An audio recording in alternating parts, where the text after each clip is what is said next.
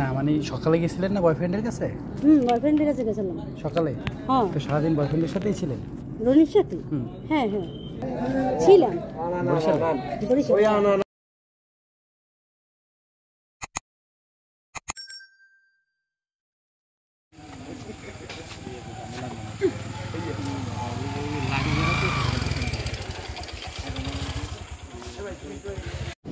আমাদের কাছে রায়রহাট চেকিংয়ের থেকে ফোন আসে। ফোন পাওয়ার পর আমরা যে স্ট্রাইকিং ফোর্স আছি যারা বাইক দিয়ে পুরো উপজেলা টহল দেয়, তারা দ্রুত সময়ের ভিতর রায়রহাট পৌঁছে যাওয়ার চেষ্টা করি।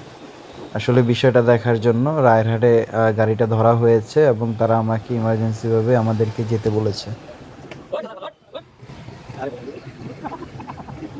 দেশের এই পরিস্থিতিতে জনমানুষের যান এবং মালের নিরাপত্তার স্বার্থে সশরীরে উপস্থিত থাকেন বাংলাদেশ জামাতে ইসলামী বানেরপাড়া পৌর আমির জনাব কাউসার হোসেন এবং এরই সাথে পুরো বানেরপাড়া জুড়ে টহল দিয়ে থাকেন নিরাপত্তার জন্য বাংলাদেশ ইসলামী ছাত্র শিবিরের বানেরপাড়া শাখা এবং সাধারণ মানুষ। তারই সাথে সহযোগিতায় থাকেন ইসলামী শাসনতন্ত্র ছাত্র আন্দোলনের ভাইয়েরা।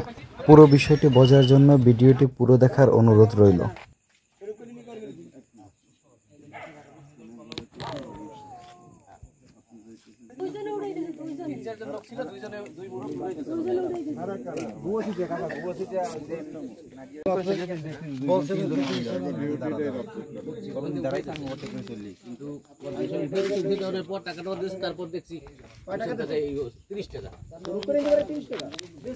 সিএনজিটার ভিতরে যে মহিলাটি ছিল মোটামুটি অচেতন অবস্থায় তাকে উদ্ধার করা হয়।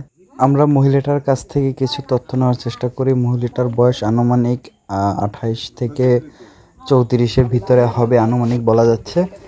তো আমাদের ভাইরা গাড়ির সিএনজিটা আটকায় হচ্ছে রায়েরহাট, আর ড্রাইভার বলছিল যে মহিলাটিকে টহল টিমেরা গুয়াচিত্রা থেকে সিএনজিতে উঠিয়ে দেয়। মহিলাটির বাড়ি হচ্ছে বানেরপাড়া নদীর ওপার লবণসারা। মহিলাটার সাথে কথা বলে যতটুকু জানতে পেরেছি তাকে নেশাদ্রব্য কোনো কিছু খাওয়ানো হয়, আর সে নিজের মুখ থেকেই স্বীকারোক্তি দেয় তাকে মিষ্টি জাতীয় কোনো কিছু খাওয়ানো হয়েছে। তো মহিলাটিকে আমরা আসলে যেভাবে উদ্ধার করি অচেতন অবস্থায় বলা যায়। তার পরনে ছিল একটি পায়জামা, শরীরটা ঢাকা ছিল ওড়না দিয়ে। আমরা তাকে একটা গেঞ্জি সংগ্রহ করে দেই যাতে গেঞ্জিটা পরে তার উপর ওড়না দিয়ে তার বডি আবৃত করে রাখে। আর আমরা এ ফাঁকে গাড়িটাও তল্লাশি করি। আসলে সিএনজিওয়ালা বলছে উনি মহিলাটাকে চেনে না, ওনাকে উঠিয়ে দিয়েছে গুয়াচিত্রা টহল টিম। তো আমরা সেখানে খবর নিয়ে জানতে পারি যে হ্যাঁ, গুয়াচিত্রা টহল টিম তারা গাড়িটিকে উঠিয়ে দিয়েছে। তো আমরা গাড়িটিকে ভালোভাবে সার্চ করে দেখি গাড়িতে অবৈধ কোনো কিছু আছে কি না।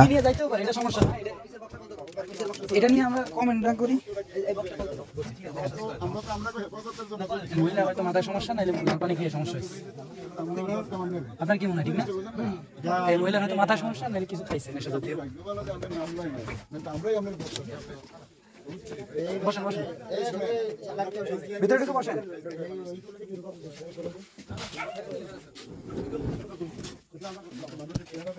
এছাড়া আমরা মহিলাটিকে তার বাড়িতে যোগাযোগ করার জন্য, তার নাম্বার নেই, সে একুরেট নাম্বার দেয়, তার বাড়িতে যোগাযোগ করি। কিন্তু মহিলাটির সাথে কথা বলে আমরা আসলে একুরেট কোনো তথ্য পাচ্ছিলাম না। সে কোথায় গিয়েছিল, কোথা থেকে এসেছে, সে তার বাড়ির মোবাইল নাম্বার এবং বাড়ির ঠিকানাটা সঠিকভাবে দিতে পেরেছিল।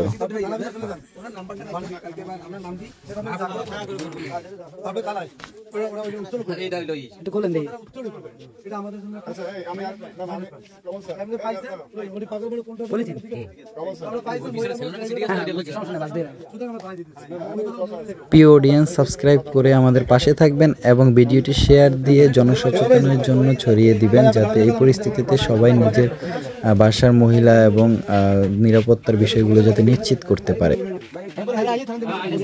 তো আমরা একটা উপযুক্ত ব্যবস্থা করার জন্য প্রথমে গাড়িটিকে বানেরপাড়া থানায় নিয়ে আসি। আর বানেরপাড়া থানায় পুলিশদের কর্মবিরতি থাকার কারণে থানার কার্যক্রম বন্ধ ছিল, বাট থানায় সেনাবাহিনী ছিল। আমরা সেনাবাহিনীর সাথে আলোচনা করার চেষ্টা করি এবং তাদের পরামর্শক্রমে পরবর্তী পদক্ষেপ নেই।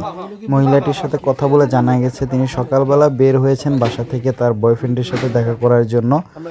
আর তার বয়ফ্রেন্ড হয়তো তাকে নেশাদ্রব্য কোনো কিছু খাইয়েছে এবং হয়তো অপ্রীতিকর কোনো কিছু ঘটনা ঘটতে পারে, মহিলাটির সার্বিক অবস্থা থেকে ধারণা করা হয়।